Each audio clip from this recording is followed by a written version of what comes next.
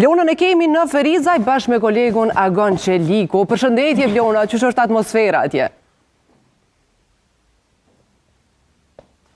Përshëndetje Eli, mirëmëngjes edhe Arbenit, njëjtën kohë gjithë atyre që po e ndjekin televizionin Kanal 10 në këto orë të hershme të mëngjesit.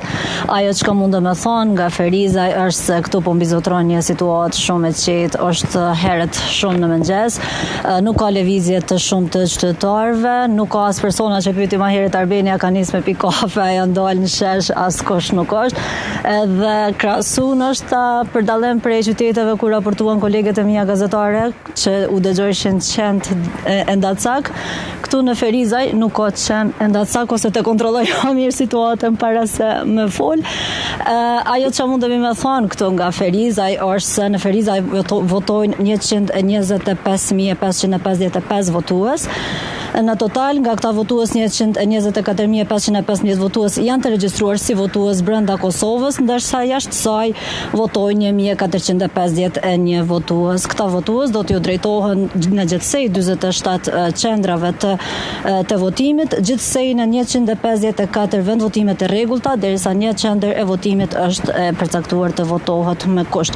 Kjo është ajo që mundemi me thonë, sepse është shumë herët në mëngjes, nuk ka lëvizje të shumë të qytetarëve, derisa ne do t'jemi këtu bashkë me Agonin për të raportuar edhe nga qytetet e tjera afër, dhe do të sjellim të kjo atmosferën, mundohemi të sjellim të kjo atmosferën e gjithë qyteteve, se si po shkon ky proces maratonik i zgjedhjeve. Eli?